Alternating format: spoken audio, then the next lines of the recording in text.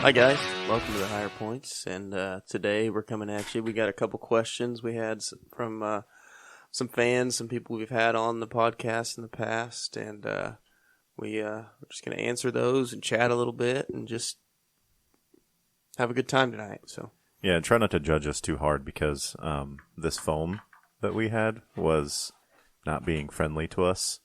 And we even got like the good side, the good double sticky tape. We got like the 3M or whatever. Mm-hmm. Well, no, I got the Ace brand, I guess, didn't I? Yeah. But it's really the There was 150 pieces of foam on the floor when we got here today. and so and they're falling back off the wall again after I put them up. So my eyes twitching a little bit, but it is what it is. And at this point, I was telling Nate, all you can do at this point is just kind of laugh at it, you know? Yeah. They're getting staples now. They're not coming off the wall. One way or another, they're staying up. Then we're going to have like the only massive earthquake to ever hit here, and they're going to like somehow the wall's going to be down and they're going to be on the floor.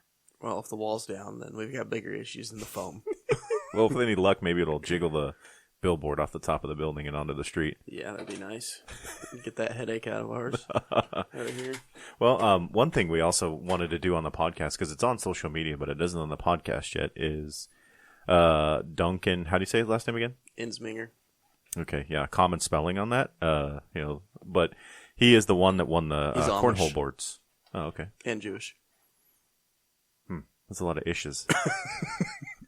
He's an ishy guy. It's an ish. It's got a lot of ishes.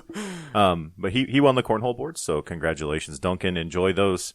Don't forget, whenever you get them out, just give us a super cool like tag on your story or something like that whenever you're playing with them. That'd be kind of cool to see. Did you guys play with them at all at Lauren's party? Graduation party, Yeah. We played on them all night.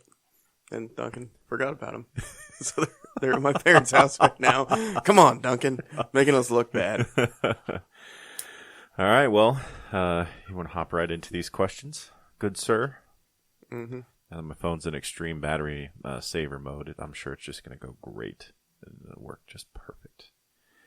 All right, so the first question is, what is your favorite scene from The Lord of the Rings? Any of the three?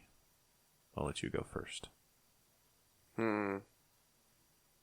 Is it the start of the Return of the King when they're lighting the torches from mountaintop to mountaintop? You know, they're alerting Minas Tirith that they need help or whatever. I like that scene. Really? Yeah. I basically liked the battle scene when they're going down that river in the barrels, and Legolas is like jumping like rock to rock and doing his like the elf. Hobbit. That's not Lord of the Rings. Is it? Yeah. Oh, don't judge me. Wow, dude! I was gonna judge you hardcore. Well, I've only seen him like all the way through once, and I mean, like Star Trek's my thing. Like I can tell you about Star Trek and some of the Star Wars stuff, but I mean they were cool and they were entertaining to me. But so yeah, sorry. You can hate me if you want. My bad. The battle. I have Helm's failed you. Deep was a good one too. That's in the middle or at the end of the second one. Another one that I guess comes to mind, and I'm sure this is the right part of the movie, is when like Gandalf is still like the Grey, and he's like the whole like you shall not pass, because that's where all the freaking memes come from. Mm-hmm. Basically kind of like sacrifices himself for the better good, which isn't that what ended up like basically making him Gandalf the White or whatever, because he did make that like ultimate sacrifice? Yep. Is that what happened? Yep.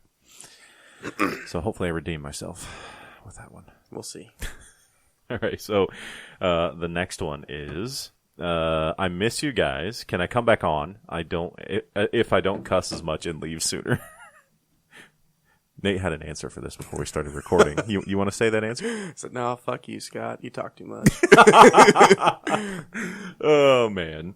No, actually, that is the one thing about the conversations that we have on here is that genuineness. So if that conversation naturally goes long, then that's what we want. If it naturally is a little shorter because that's what the person we're interviewing feels like, I'm kind of done telling my story, then that's cool too. And that's why we also mark every single episode explicit. So there's no like way anybody can be like, oh, my 2-year-old child was listening to this. You should know. So who cares? Yep. We say, we say fuck too. Yeah, we say those things. See? Every once It was in a easy. while. Oh, that hurt. All right. So the next one is, now this is a good one, and I know you're going to like this one, is how should coaches balance caring for players' mental health and development of toughness? I thought that was a really good one, that you were going to have like a lot of things to say. That's one I thought about a little bit on the way here. And, like, it depends, like, on the level which you're coaching, I think, a little bit. Because, like, you get to the upper level, like college football and beyond, I feel like your mental toughness has hopefully already almost been developed, At a young age, I feel like that needs to start to be developed. And, like, by the time you get to college, if you don't have mental toughness, I feel like in 4 years, it's tough to develop that, I'm not saying it can't be done, but I just feel like that's something that takes years and years and years to develop. So I don't know. I just, the mental health side of things, obviously, like, it's changing when it comes to concussions and stuff, and you've got to be a lot more open on that and talking to your coaches, and that street goes both ways. The coach got to talk to the players got to talk to the coach. Can't be calling your kids pussies for not playing when they got a concussion. Like I got called when I was in high school. Yeah. Well, I'll give a little bit of pushback on that because, and keeping in mind that I was nowhere near the athlete that you were and are, is I think that everybody kind of takes that mental toughness and toughness in general and like uses it in all the wrong ways. So, for instance, let me illustrate my point. Everybody talks about mental toughness and like how you should like go into the gym and like every day you should lift like this 600 pounds and all this other kind of stuff. And, as a result, that makes you mentally tough. I think that we need to change the word from mental toughness to mental resiliency. Because I think like, for instance, if, and again, like you said, depending on what's being trained, it's going to be different between football versus like a strongman. But, we need to be able to, set the person up for success because as well as I do that it takes mental toughness some days for me to not go in there and want to deadlift 500 pounds, to do the workout that I'm going to bulletproof and injury prevent instead of going in there and lifting heavy weights like I want to. That's mental toughness. Well, and also I think you're damaging inmates. Goodness gracious, that's where my brain's been at lately is thinking about things in a jail. But anyway, I think you're damaging the mental health of athletes when you are like, get your ass in there and lift, you fucking pussy. Like, I know your knee hurts. You're always complaining, blah, blah, blah. And I think that it's definitely case by case with the totality of the circumstances when you're talking about that or talking to the athlete is, you need to set them up for the mental resiliency of not only just their body and all that other good stuff, but just to know that like, okay, your knee's bothering you today, like take the time off, all that other good stuff, and not make them feel like shit for it.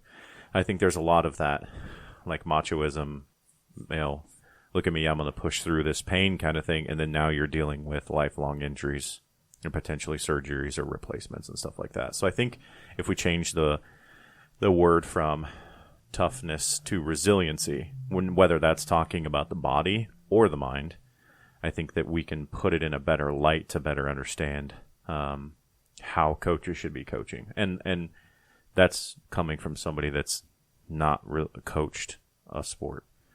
But just seeing how Felicia coaches, I think that's kind of what she does is she doesn't – I've never been pushed past a breaking point by Felicia or expected to be.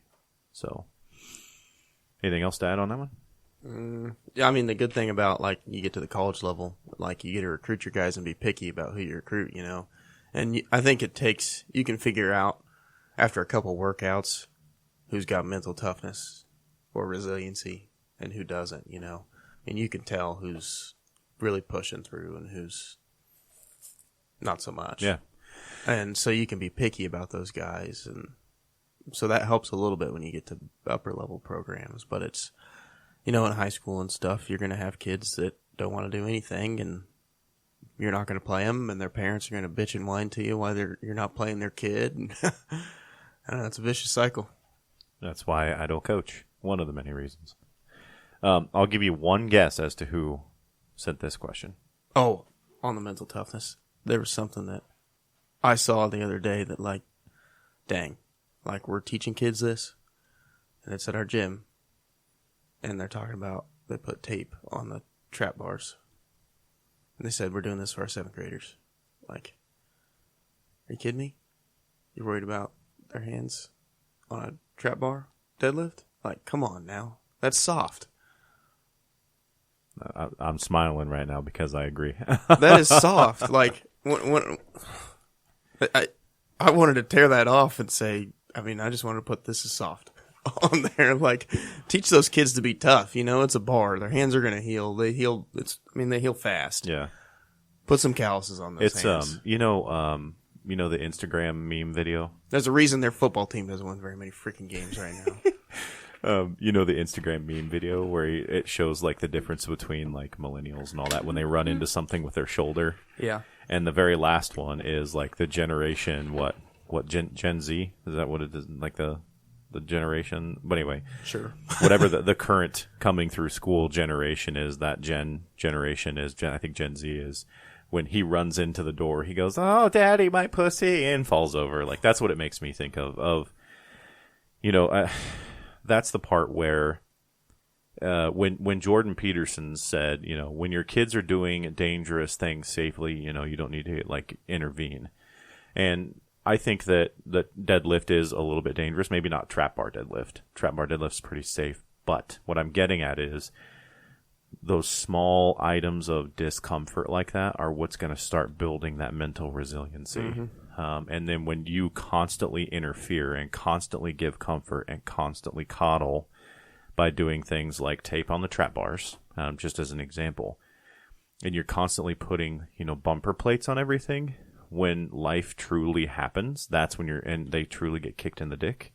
That's when the proverbial dick, you're going to get, you know, they're not going to handle it well. Mm-mm. Because they've never had to truly deal with anything. And this isn't me saying that like no kid ever will be successful if they don't have no tape on their trap bar kind of thing. But it's those small pieces of discomfort. It's just the same way that you teach them anything else, right? When you start teaching them math, you don't teach them calculus first, right? Yep. You start with something small and move your way to calculus. This is the same way. Start with something small. Okay, my hands hurt a little bit. Okay, I'm building some calluses. What happens when you're going through 2 days and you're chafing so bad your inner thighs are bleeding? Are they going to just call practice off? No, they're going to keep going. In today's world, maybe. that makes you so happy, doesn't it? God, man. I mean, that's just it. I mean, and when I filled out the survey for USD 376, they sent out a survey about our kids. I just said, like, I feel like you guys are a little bit too lenient on them. You know, when Eli was having some issues with homework, it was, oh, well, you can go back and you can do this and you can, we'll give you full credit. I'm like, dude, when I was in school, the best grade you could get, if you missed the due date, the best grade you could get was a 70. And then every day after that, it went down by 10% until it was a 0, and then you were just done. I had classes in high school that it was like after, like if you turned it in late, it was 50% was the best you could get. You know, I mean, that's something's better than nothing, but right. Still, you know, like, I don't know. So, soft. Got off subject there. So the next one, and I'll give you one guess because that's all you're going to need of who sent this one. Okay. Jansen. Tell your listeners how much you adore your coach. She sounds amazing. Oh, okay. Who do you think? That's not a question. That's true. You failed, Felicia. Okay, so the next one is, what is your favorite lift and why? Who's this one by? Felicia. As he's like, I got to answer this right, so should I get mad at me? Or, no, just kidding. I got mine if you want to think for a minute. Yeah, go. So mine would be circus dumbbell. And the reason that I like it is, I knew you weren't going to like that, but the reason I like it is it's just kind of cool from the showmanship standpoint of strongman. that you're taking this massive, huge, heavy object and pushing it over your head with one arm. Just from the showmanship side of it, it appeals. It's not something that I'm necessarily great at. It's definitely not my best lift. But I think from that standpoint, it's just something I enjoy because I've never been on the field like you and, put on a show for anybody like that, like when it comes to football and stuff like that. I was a freaking offensive lineman. I didn't get no credit for nothing. but I think from the showmanship standpoint, circus dumbbell. I like it. That's my favorite. Mine's deadlift, and it's just something. That'd be my close second. Just like I'm not great at it, and it's something that, I mean, don't get me wrong. Like I can deadlift a lot compared to your average human, but like compared to your average strongman or people like compete against, like I'm not anything special. Yeah, he likes to put tape on his deadlift bar. Yeah, that's me. You don't want to damage your hands. My precious little hands that I use type on keyboards all day with. Just a baby. Yeah, I don't know. It's just a challenge for me, and that's what I enjoy about it. Something that I feel like I can really excel at one of these days and just keep pushing on. So, something I can fine tune. I'd say deadlift is like a really close second for me. I like the idea of deadlift with like me lift heavy thing off ground. I didn't really start deadlifting until like a year ago. Like I never Actually, did. I'm pretty good at it for only having deadlift for a year. I never did. I mean, we did a little bit. We did some RDLs and stuff in high school. I don't think that counts. I mean, we did a little bit of deadlift, but it was nothing like RDLs heavy. We never maxed on deadlift. RDLs are significantly easier than deadlifting off the No, floor. they are, but they're still building those muscles that you're going to use. So I'd done that, and I didn't deadlift one time at college, just power cleans. Was that just because you guys were working more on the explosiveness than just the explosiveness and speed was our? I mean, we were going to be the fastest team on the field at Sterling, and most of the time we were. I mean, my junior year we scored like 70 points a game or whatever. I don't know. We were basketball on grass, baby. That's what we called it. What did you say? Basketball on grass. That's pretty good. We had to score 77 points against Southwestern in our last game in order to break the KCAC scoring record, and we did that. The starters played the whole game. Huh? Mission accomplished. Yeah, that was the last game of the season too. Huh. I bet you guys are pretty stoked after that. Yeah, then we went to playoffs and played Baker. There was no drinking after that game, was there? Never. None. Period. No, we didn't drink during the season. Ever. Okay, so we actually had not pregame, like a night before ritual. Me and my buddies, we'd shotgun a beer. Probably looking back, like maybe we would have performed a little bit better, but it is what it is. I think one beer probably was not a big deal when you were that age. No. When you get up to my age, yeah, it's a big deal. I don't know. I feel it at my age now. I drink one beer and I'm like, why did I do that last night? Mistakes were made. And it's not like a headache or anything. It's just like the mental fogginess. These freaking things are falling down all around us, man. Like I said, gotta laugh at it. Gotta laugh. So here's the next question. Why does Nick smell so bad after a workout? Curious minds want to know. So for a long time, I used like the Degree antiperspirant, and it was just the antiperspirant, no deodorant. So I would be pretty rough smelling after a workout, especially when we're doing these hypertrophy ones where I'm sweating like crazy. But the best way I can answer that question is microbiome. And if you don't know what I'm talking about, everybody has their own microbiome on their skin, like with bacteria and all that other kind of stuff, and how it interacts and how it like makes interacts with your sweat and makes you smell and stuff like that is different for everybody. Because he's a dude and he sweats and lifts weights. Yeah. It's okay. And I only take a shower once a month. All right, next question. Conserve water. Yeah, I'm doing my part to save the planet. Here's another one. Why do guys not have a booty? What's up with that? Fatima. She wants to know why dudes don't work on getting a booty in the gym. I don't know. It's. I feel like it comes over time. Again, that's that mental thing of like, me lift heavy thing off ground. Like you're not worried about that. So like, I don't really give a shit what my ass looks like. Well, and plus you don't want to do those workouts. Like what the hip thrusts and all that other kind of stuff, that's seen as like a girl's lift. Like, I don't see it that way. Felicia's had me do it before. I'll do it. I don't mind. I freaking suck at it. But, yeah, I think that's why. I think there's a lot of stigma. You know, you get a lot of dudes that come into the gym, especially with their bro science. Like, for instance, can you imagine Nate and Jansen going in the gym together and just doing nothing but hip thrusts to work on their booties? Okay, good. People already I say dislike no us more. enough as it is. I already think we're jackasses. So, yeah, it's just not going to happen, and that's why. So, I think that's it. I think that's why. Let's see. What is your why in the gym? Why do you go to the gym?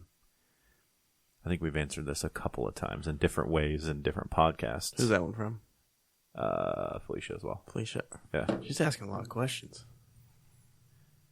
So I don't go insane. He's laughing, but he gets pretty pissy. I do. And pretty... Turn it into get into a bad mood. It's either I'm working out or I'm an alcoholic, so I'm going to work out and make myself better. Mine's a little more, like, I guess, complicated than that. I started out with the whole, you know, the typical mentality that somebody has of going to the gym of like, I'll go when the kids are back in school. I'll go when my wife's new job comes through. Okay, I'll go when my college degree's done. I'll go when work slows down a little bit. And we're kind of waiting for that perfect time, right? There's never the perfect that time. That perfect time never came. Else. It never came, not once. So, I don't know. Just one day, and then Cameron kind of convinced me to go back into the weight room because I was up doing cardio at first because the weight room was kind of like a daunting, intimidating to me. So, because you'd never done anything like. You know, I worked out with like a cousin when I was a kid, but I had no idea. You know, I'd done some machine work with my dad when he was, you know, a young cop and stuff like that. But I'd never spent any like tangible amount of time in a gym. So it was intimidating. And then when I kind of got in there and I was like, okay, you know, this is working, and I'm seeing like a change, and I'm seeing that stuff of, you know, my grandfather, he goes to the YMCA. Or at least he used to every day. He's like 87 now or something like that. Still lives at home alone, still goes and does his own thing, gets around. You know, and he was probably in his late 70s, early 80s when he fell in the garage and did the splits and had 1 foot under a generator and 1 foot under the car and managed to walk his leg out from under the car while in the splits position, and then so he could get his other leg out from under the generator, stood up and walked away and had no lasting, it was sore. But that to me was like, because I told him, I was like, dude, had you not been going to the gym, like we probably would have found you dead in the garage. Yeah.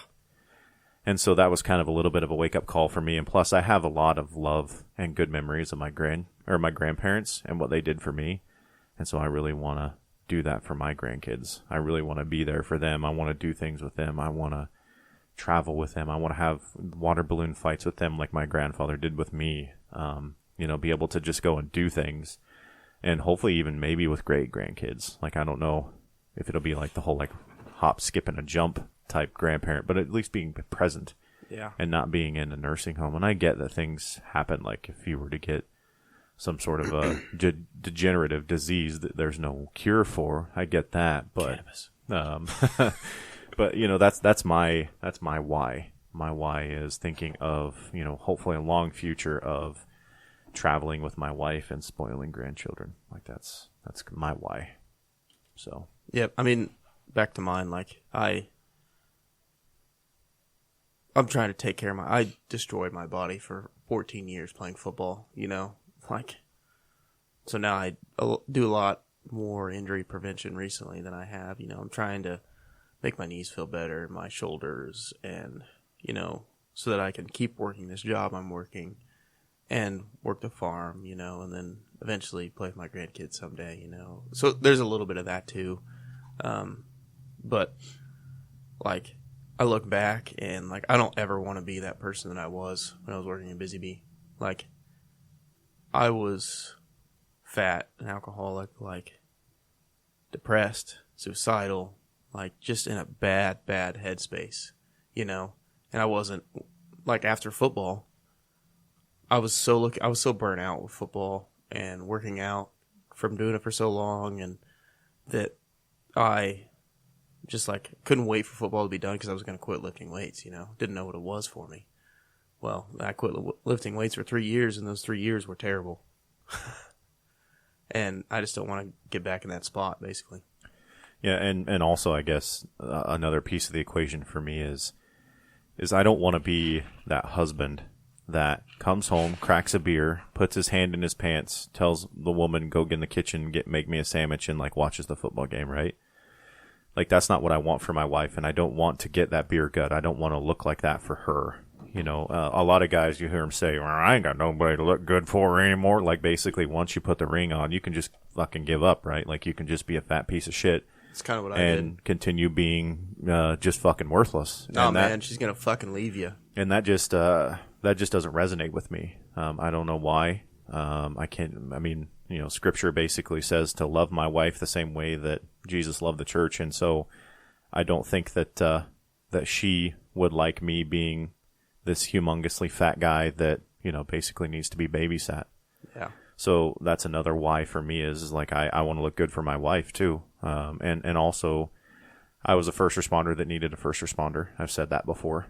When I showed up, I remember one time when I went to Ashley Tassone's house because a guy was trying to break into her house, and I tased the guy, and it was such like an overwhelming like physical experience that I was like sick to my stomach, and some of that had to be adrenaline. But that was a wake-up call to me as well of like, holy shit, bro, you didn't even really do much. Like, of course it was a stressful event, and you know, you're yelling at this guy and you're working through this problem. You end up tasing him and taking him to the ground and getting him in handcuffs and stuff. But truthfully, it wasn't a knockdown, drag-out fight, right? But I was sick to my stomach also because I had that rush of adrenaline, but there was nowhere for the adrenaline to go. So the system was like, oh, God, what do I do with this? But, you know, I didn't want to fail people. Like, not only do I not want to fail my family and my wife, but I don't want to fail the people that I serve. And, you know, I want, when they call, I want to be the guy that they can count on. So that's another one of my whys as well. I just don't want to be a fat piece of shit for my wife or my community. So I feel that. Beat that one to death. Okay, who do you consider your mentor and why? It's tough for me to honestly narrow it down to just one. Because I see living life kind of like the way we train cops. When cops come on the street, we don't stick them with one person and say, like, there you go, train them on everything they need to know, and then kick them out on the street, right? Like we will take them and they will train with multiple officers. Yeah. And then they can how to do it in multiple different ways. Yeah, and then they can kind of take what they like from all of those ways and make their own way that works for them. And that's kind of the way I see life in mentorship. You know, I mean, there's a lot of things that I've gleaned from my mother and my father and my grandparents, even from you, from your parents, just all these people that I surround myself with. So I think narrowing that down to one person does a disservice to so many people that are just active in my life. I agree with that 100%. I mean, like, my parents, grandparents, you know, like some of the hardest workers I know. I would say the business side of stuff, like, and I don't know if you'd necessarily call it a mentorship, but like Andy with the Real AF podcast, you know, I've listened to like almost all 300 of those podcasts, and that's mental toughness, business. There's a lot of political stuff that's been happening recently, and I mean, like, that he's spot on with, by the way. I get a lot of good information from that. But yeah, it really comes down to just like surrounding yourself with people who are going to make you better. You know, people who are going to push you out of your comfort zone and make you a better person. Yeah, actually, I actually had a phone conversation with a gentleman not too long back of somebody that I kind of want to maybe bring, I guess, into my circle. I don't want that to sound like in a weird way, but like that's just me. I don't let a lot of people in. Like I have a lot of acquaintances. I don't have a whole lot of friends, but just like my expectation of those mentors is like somebody that's willing to tell me like, nah, bro, you fucked up, or no, that's wrong, or whatever. But also to be like, hey, that's a good job. You did that well as well. And I give that same in return. I mean, I've even been bluntly honest with you from time to time, and I can see you kind of like, what the fuck did you just say to me? But then you kind of take that step back of like, okay, you're like, maybe he's right on some of this. Yeah. Or sometimes you're like, fuck that guy. But again, narrowing that down is like everybody in my circle mentors to me in one way or another. They do something. Did you read his Andygram today? Go for it. Okay. This is copyrighted by Andy, by the way. This is Andy's stuff. This is Andy's, but it was kind of crazy to me because I'm going to tell my story first. Yesterday, I got to the gym. I was in a pissed off mood. Long day at work. And pre-workout kicks in. Oh, gotta go take a shit. Go to the bathroom. Some jackass had pissed all over the toilet seat. I mean, it was like running to the drain. Wow. In that bathroom. And I got mad, and I almost went up to that guy's going to make a woman very happy someday. I was ready to strangle somebody. But I went in, and I grabbed paper towels and the bleach, and I cleaned it. Oh, that's right. Andy Graham today was like the things that you kind of do behind the scenes. Yeah, okay. Just the little things, like picking up a piece of trash or something, just to make, like, to refine your mental sharpness and just, like, your attention to detail, that kind of thing. And I was just like, I just did that without knowing I was going to do that. Well, and that's another thing, too, about that service mindset of serving other people and helping other people, right? And I think that being successful, the reason y'all are successful in business is you're not driving at, I've got to make the massive amount of product or, profit on everything. Profit.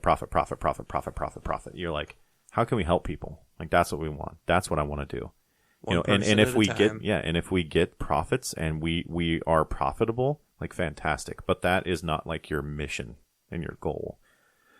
So I think there's a lot to that service mindset. It's interesting because a lot of leadership trainings these days are moving towards quote unquote servant leadership. Mm-hmm. And I'm like it's some new thing. I'm like, look no further than, your local neighborhood Bible. And that's pretty much like, oh, wow, we're going back to 2,000 years ago. Yep. And so it's that's the same thing too of like there's things that you might do behind the scenes that nobody ever knows. Like sometimes I stop in the middle of the road and pick up a piece of trash as a law enforcement officer, throw it away.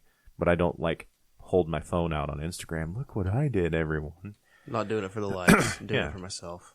And then also for the betterment of our community and the people around us. I mean, a lot of times, like I look at that and I'm like, okay, someone could hit that, or that's going to ruin someone else's day. Like, let's just clean it up and move on. Well, and that's just the thing too of like, for instance, for me, this is something stupid like that is when I pull the last piece of the toilet paper out the toilet paper roll, I put a new one on the roll. I don't like set it on the counter or whatever. It's like on the roll. There you go. That's super complicated. See, I'm not sitting there anyway. But I'm the only one that uses my bathroom. You terrible person. So when there's not toilet paper, it's like, fuck. Damn it, Nate. I only have me to blame.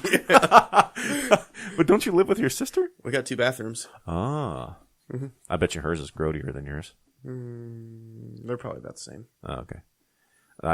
When I was at Fort Hays State University, the ladies that used to clean our dorms, because the dorms were, she goes, I would much rather clean up after you guys than the women any day. She's like, they are awful and nasty. I was like, oh, that's interesting. I would have never thought that. Yeah, I feel bad for the people who had to who clean dorms. That's not a fun job. Couldn't imagine. So the next question is, what is your favorite memory in the gym and why?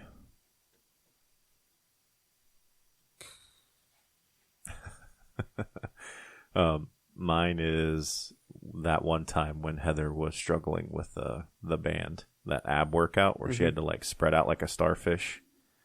That's probably like one of the funniest times that I've ever done when it comes to that as far as a favorite memory. That and like the times that we come into the gym and we literally just lay on the floor and talk. do nothing else and like just work on some of that mental health stuff.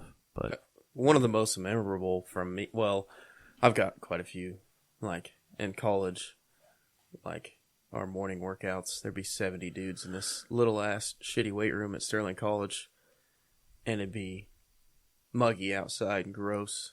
We'd get done with our workout, and it'd be the offense in there, and the mirrors were fogged over, and there was condensation running down them, and then the defense has to come walk in after us and work out in that same room, and the floor is just wet, and it was disgusting. You know, that's just a memory. Another one, like, I can't remember if we were like 7th and 8th grade or like freshman, sophomore, but like it was like a rite of passage at Nickerson, the box jumps that we had. So they were metal deals, and they had like a rubber top, but they had a little lip that was metal on them for the box jumps. And it was like a rite of passage for you to scrape your shins on those. And I remember seeing Duncan's shin bone one time because he scraped his shin. So I mean, they would tear your shin open when you hit it. So you didn't want to scrape your shin. I did it a couple times, just bang my shin on it and just blood. That sounds so awful. Just talk about mental toughness. That builds character. I got PTSD from that.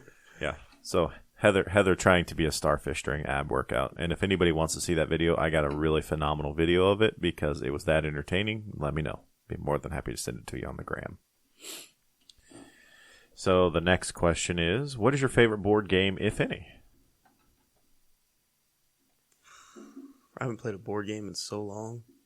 Well, just what's your favorite? It doesn't mean what have you played lately. Shoot. What's yours? I love a good old-fashioned Monopoly. Monopoly is fun. I remember when we went on vacation to New York City, we spent 3 days completing one game of Monopoly.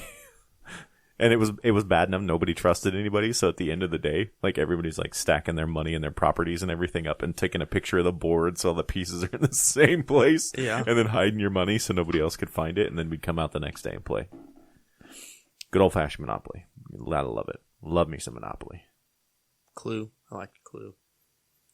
So, never played Clue. You haven't? Never once have I played Clue. What else? There was a Pirates of the Caribbean game we used to... Life. Pirates of the Caribbean Life. We would play, like, me and my family. We would play Life, the game of Life. Nope. No?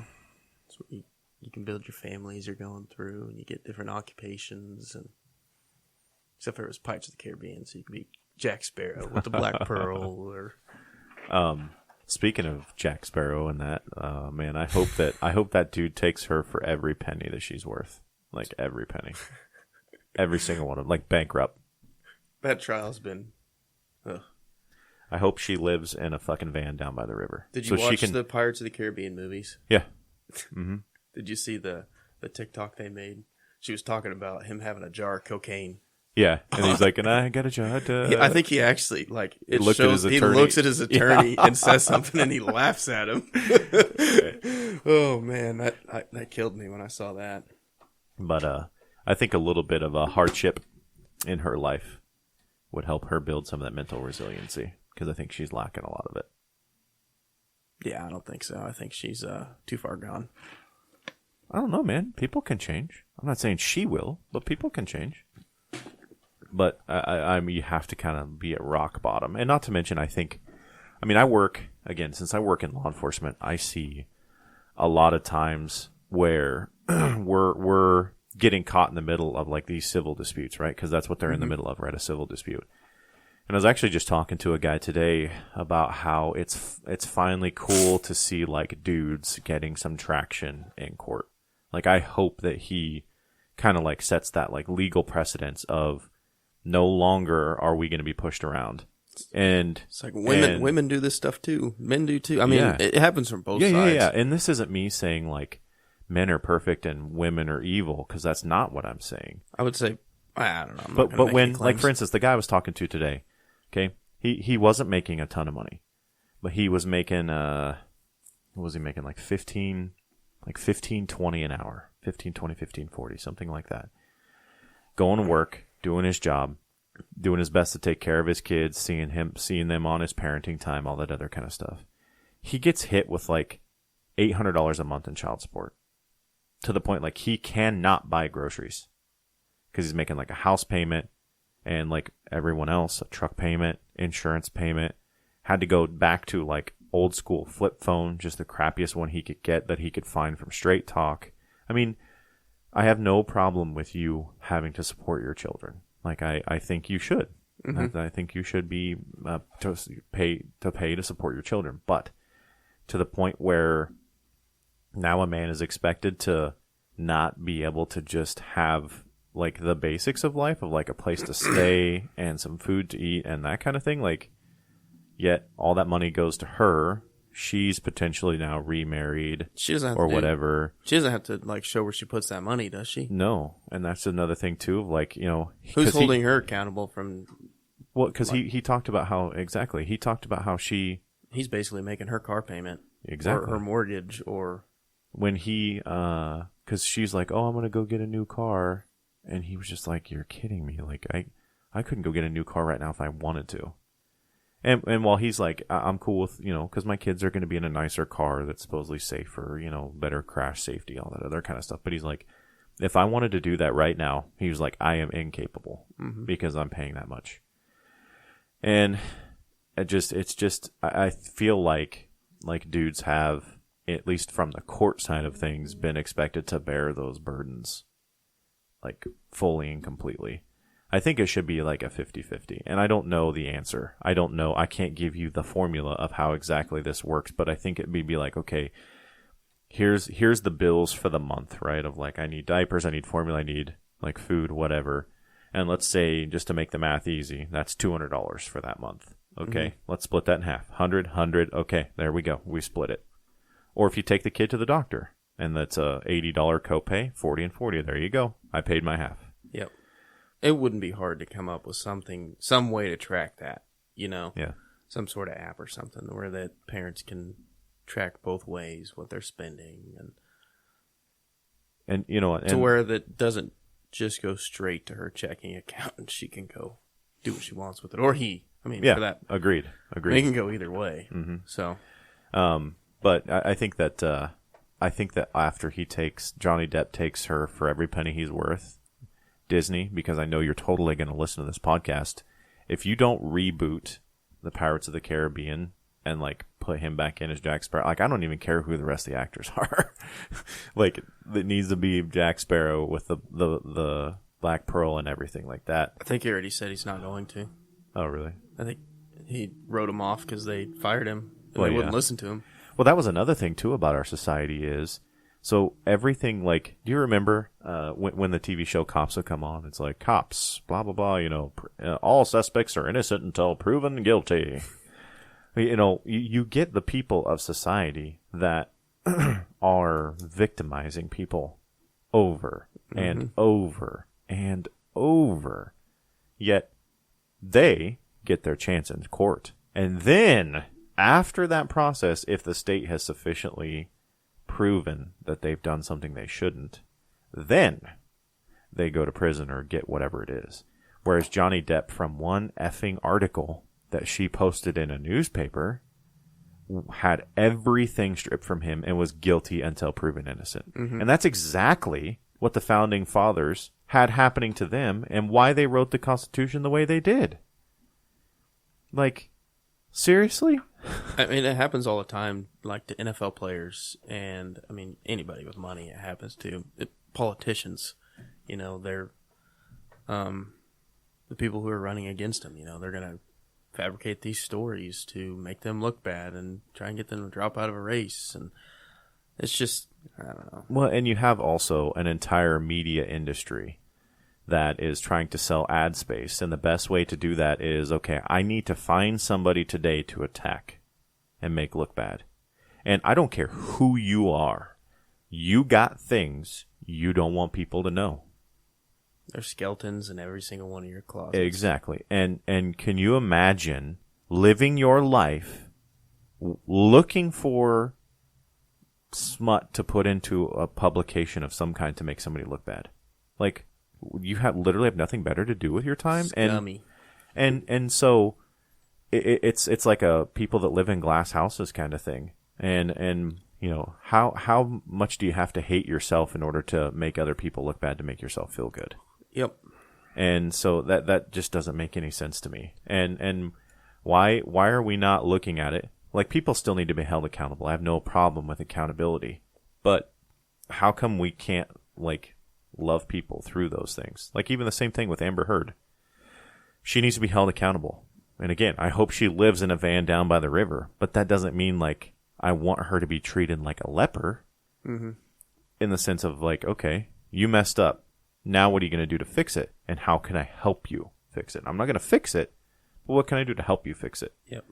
And I think that's the mindset that we need to have when we look at all of these things. And the framers, when they were in a society that, you know, they saw their court systems were, you're guilty, now prove that you're innocent. And you're spending time in jail, and they're innocent, literally innocent people in jail. So, like, that's the way they made the Constitution the way it is. And the fabric and the way of life that we know is just slowly slipping away, and we're allowing it to happen. And I don't get it. It doesn't make sense. Why? Why are we doing? Why are we just sitting back and letting the people that have the money and the airtime and the ad space and all that do what they're doing? It makes no sense to me. I don't know. It's scary, man. And this election is a big election for, I think, the American people, really. You know. But just like Andy said with Eric Greitens, he's like, I love Eric, and Eric's like one of the coolest dudes I know. He's like, but we can't. Eric can't come into everybody's life and fix it, right? Mm-hmm. So if you're putting your hopes and dreams into a politician, like, you're going to live a fucking miserable ass life. Yeah. Miserable as fuck. 100%. Like, because Trump gets into office, everything's going to be better. Like, no, that's not how that's going to work. He's not our Lord and Savior. Yeah, exactly. There's people who think he is. The best thing you can do is okay, if you're listening to this podcast and you're still here at this point, do me a favor, because I did this, and it was the best fucking thing I ever did for my mental health ever. Okay? 1, okay, if you choose to stay on social media, and you choose to stay on something like Facebook, for instance, unfollow everything negative. So, if that's CNN, MSN, NBC, Fox News, because again, all these people are selling you ad space through that negativity, okay? The Liberty Project or whatever it is that you freaking follow, unless it is giving you a value add in your life, unfollow it. Don't pay attention to it, okay? Don't watch Fox News, MSNBC, anything like that. Any of those news agencies on the television at all, period, ever, okay? They've all got agendas. Find yourself a radio station that is fully funded and doesn't have ad space, and listen to that radio station, or choose music that you've paid for that doesn't have ad space. And you will drown out so much noise in your world, okay? And then it was a wake-up call for me, because I was allowed the opportunity to see, like I've said before, the people around me. I get to see Nate for who he is and what he brings to the table. And I get to see the Felicias and my wife and my kids and my coworkers and stuff. And those are the people that I'm focused on. And then I'm also focused on me and making me better, because if, like Andy says, and I know we talk about Andy a lot, but the guy is right. Personal excellence is the ultimate form of, like, freedom and fuck you. When I don't have to suck the government tit all the time, like, that is the because I have taken care of myself. That is the ultimate form of the middle finger and of excellence, and that's what we all need to be focused on. You know, we got the change you want to see in the world. We all need to be that right now. We just need to be Americans, and we need to chase the American dream, man, which is not like universal. Yeah, not the handout mentality. Yeah, we need to get past that handout mentality. And I mean, if you're in a spot where you want to, like, start working on something, start building a business, you know, freaking do it. Like, there's not a better time to build a local business, small local business, brick and mortar, you know, like, people are supporting downtowns, they're supporting local, they're supporting their friends, you know, they're wanting to they'll pay a little extra. actually, you know what? Local products might be more competitive. Like, they're going to be more competitive now. At this point, exactly. With the way inflation is, you can buy eggs from a farm cheaper than you can buy them from a fucking grocery store. Yeah.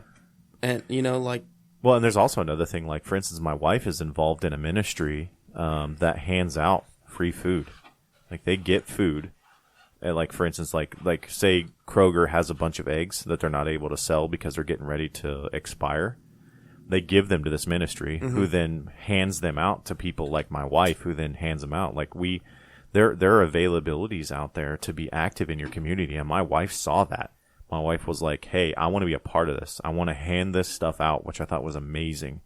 You know, she got with our pastor and was like, "Hey, can I store this in the freezer at the church, in the garage, et cetera, et cetera?" And so that to me is like the ultimate FU to everyone else, and that personal excellence is, you know, when you don't have to go to the grocery store and spend $9 on a dozen eggs. You don't have to. There are other ways to get around that. Like you've heard Nate talk about in other podcasts, go to your local farmer.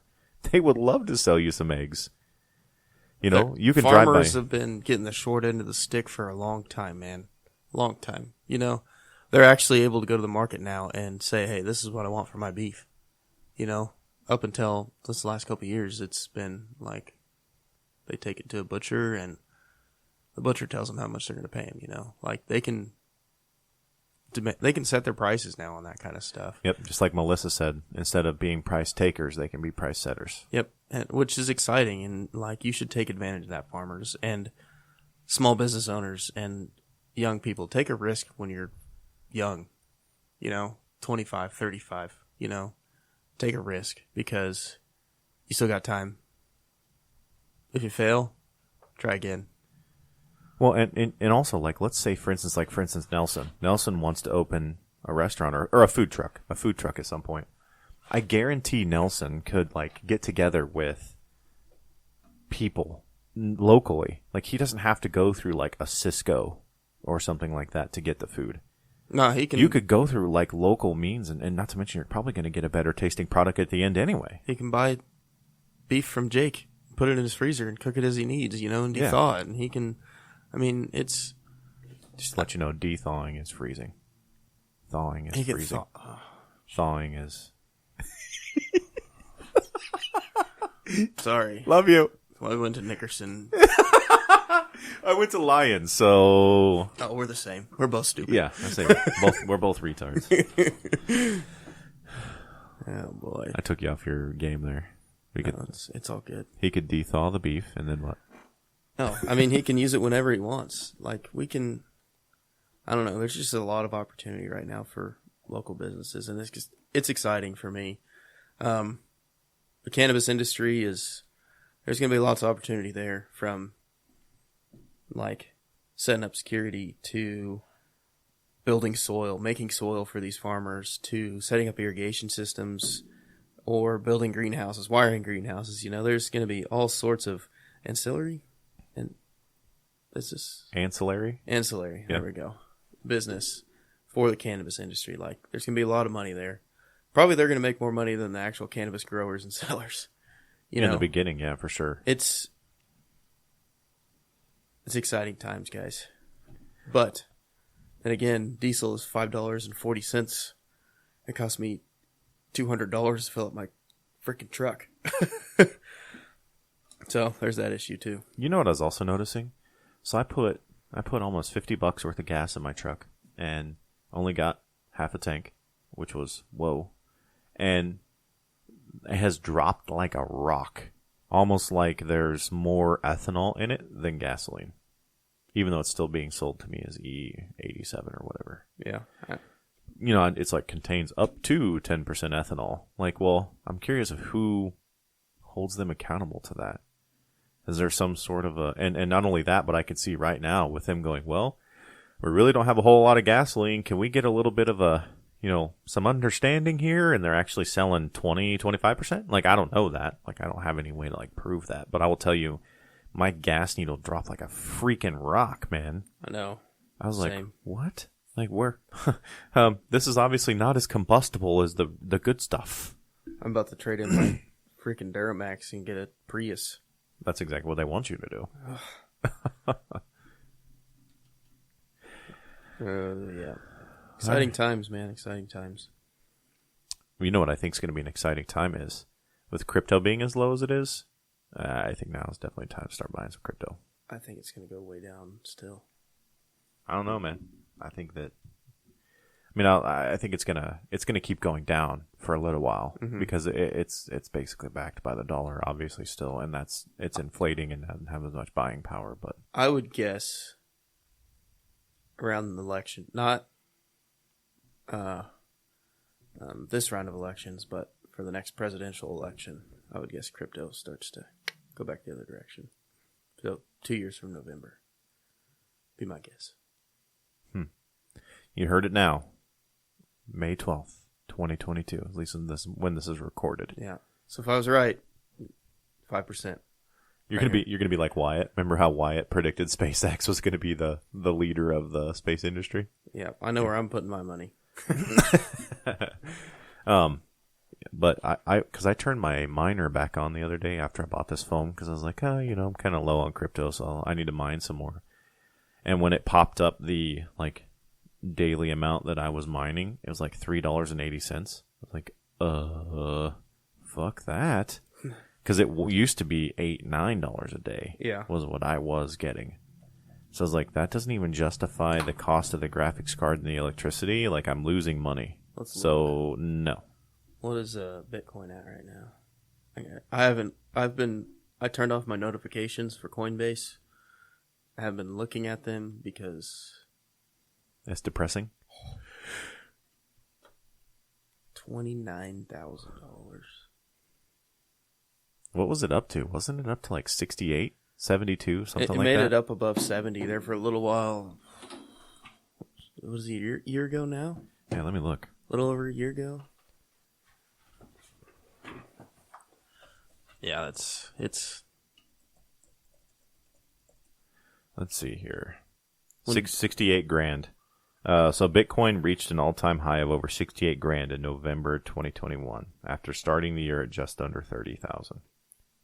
The crypto industry grew as a whole to a total market cap of more than $2 trillion. Maybe it could be around election time this year. I don't know. Are you talking like the midterm elections? Mm-hmm. Hey, people need to vote, and you need to vote out the incumbents because shit ain't happening. Every single one of them. Shit ain't happening. Yes. Email them. I don't know if you like cannabis or not if you listen to this, but email your representative and say, hey, we need medical cannabis, because they seem to think that their constituents don't care about it. They've legitimately told the coalition that.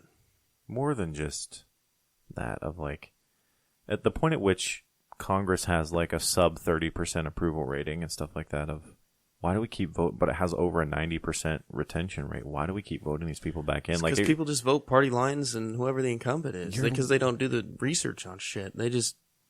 You're literally beating your head against a brick wall. Literally. That's what you're doing. You're doing the same thing, hoping for a difference, and like that's the definition of insanity. I was going to say that. Yeah, continuing to do the same thing, hoping for a different outcome. Like that, but that's not how that works. Like every single one of them. You know, I have a buddy. This is not what I'm advocating. So when I say this, this is not what I'm saying.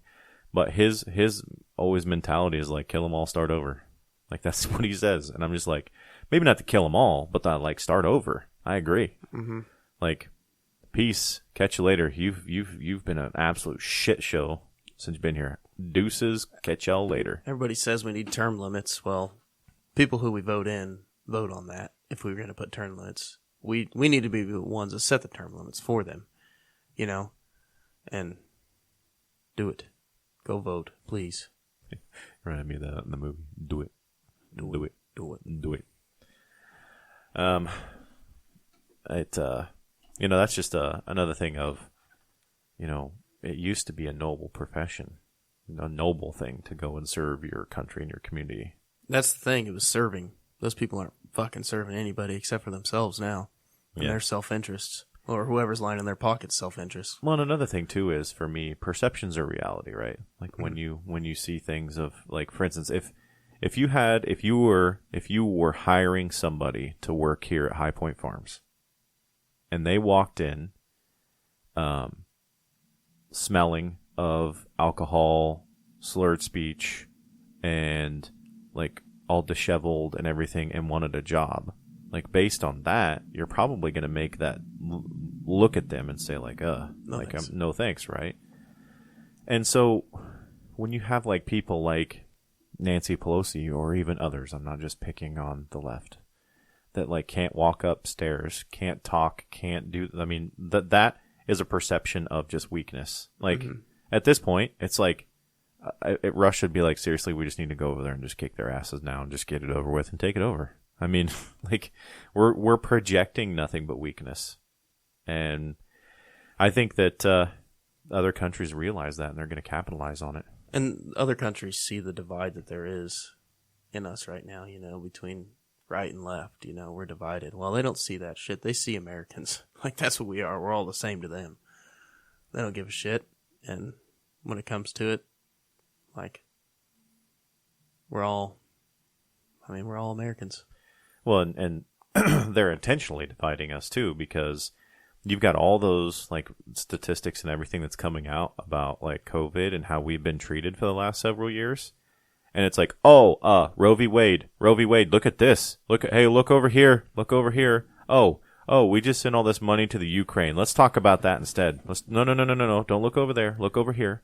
Yep. We're just going to keep punting the ball down the road again. Again, remember, like I said many times, you've heard it say many times, look no further than the Sackler family and what they did with OxyContin. You're seeing the same thing happen again. We're going to kick it down the road, and eventually you're going to see what you're seeing now. Like Sterling, the city of Sterling, the commission voted on a, quote-unquote settlement package, which is fucking pennies on the dollar, to never sue for any opioid-related thing ever again.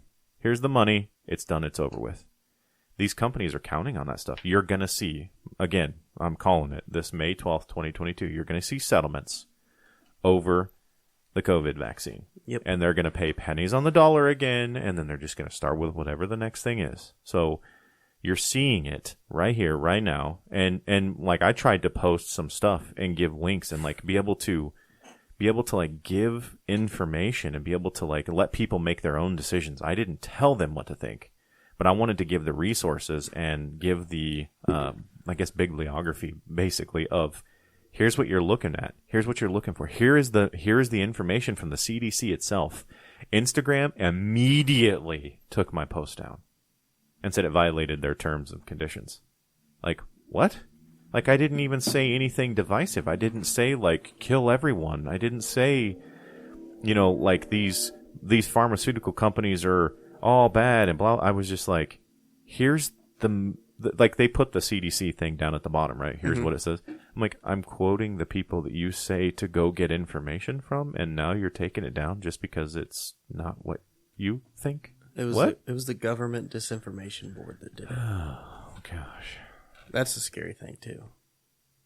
When the government's telling you what's good information, what's bad information, what's true and false. It's my decision to make that. Mm-hmm. That's my decision to make, not yours. Freedom of speech, okay? Even the morons that say dumb shit, that's up to me to decide. They can say whatever the hell they want.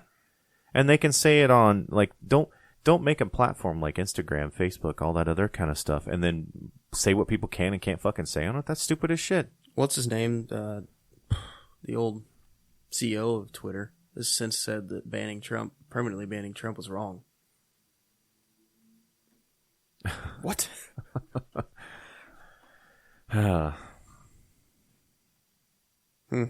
Strange times. Go vote. Yep. And be the change you want to see. Please don't frickin' vote just because they have an R and a D next to their name. Like, my thing is, like, for me personally, and not everybody has to do this, but when I step into a ballot box and they're like, vote for the Commissioner of Insurance, I'm like, what does the Commissioner of Insurance do? I don't even know. Like, and I don't know the person. I've not heard anything about them. I've not researched anything about them, so I leave it blank. Yep. It's okay. You can leave them blank. It's not like a freaking test you took in high school. You're not going to pass-fail. It will allow you to leave the ballot blank. You do not have to cast a vote. You can go in and only vote for the president. That's stupid, but you can do that. Yeah. And if you are going to cast a vote, just do it with some semblance of understanding. Yep. Ask some questions. do some research. And also be careful because what you type into Google, like for some of the stuff that I was looking for of what the CDC statistics were for the jab and everything, I had to do some very, very creative phrasing to get the search result I wanted from Google. When I put in exactly what I was looking for, they were like, no. Here's what you want to see. Mm-hmm. And I was like, no, that's not the article I'm looking for. I'm looking for this article that cites this from the CDC. And I had to change my search by 3 times to finally find what I was actually looking for. I mean, it's a massive disinformation campaign. And that's why that's why podcasts are so popular. Because people know. What I'm seeing on Fox News is bullshit. Why do you think Andy's got... It's one of the top... Or Joe Rogan. Why it's the top podcast in the world right now? You know? He's speaking openly, freely, and he's not being silenced. People are able to take that information, process it, do their own research, and decide if they think it's true or false. You know? I listen to Andy, and there's not everything I agree with. You know, I'm not going to agree with Nick 100% on everything. We're all going to have differences in what our political beliefs are a little bit. I don't know. I think podcasts are great, and I think the mainstream media is failing big time, and there's a reason that their ratings are down, and they're fucking scrambling. And I think another thing is that people align with... We've been lied to for so long, not just with Rona and all this other stuff, but I've spent my life listening to politicians say, change, or I'm going to fix this, I'm going to fix this, I'm going to fix this, I'm going to fix this, and then get out in office and never do that. Joe Biden's been saying that for longer than you've been alive. Well, no shit. Yeah, you've had 70 years to do this and you didn't do it, it's time for the next guy. And that's just what I'm getting at, is I think that people are aligning with that genuineness that you get with a podcast medium because, people like you and I and Andy and Joe and lots of other podcasts, I know we're leaving a lot of really great ones out there. Ryan Mickler would be another one I would mention, is they have the ability to, they have the ability to have some introspection and say, I could be wrong about this, and then change, or stick to their guns. Either way. And I think people love that genuineness, and that's what you and I have always really focused on in this. And we've never come into this podcast saying that you have to agree with everything we've said. We've never demanded anything from you. Just that we may be wrong on some of the shit we're for saying. Sure. Amen. There's a good chance we are on some stuff. And if you give me something, then I mean, ask Nate. I've told him many times before, oh man, I was wrong. I did that wrong. I said that wrong. Or, I was wrong on this statistic or whatever. He showed me things even on cannabis or on Rona where I was like, well, this is bullshit. This is bullshit, this, that, and the other. And he's like, oh, well, I can show you where that's actually not accurate. I'm like, oh, my bad. So just got to surround yourselves with experts and people that know things you don't know. Learn from them. Don't be afraid to learn. Check your ego at the door, even if they're younger than you. That's the other thing, too, is be willing to change your mindset. Mm-hmm. It's okay to admit you're wrong. It's okay. I will respect you so much more. That's how you gain respect. Yeah, when you say, I messed up, my bad, versus sticking to your guns, we're going to, flog you if you don't admit you're wrong. I mean, when I mess up, I'll be the first one to admit it. Yep.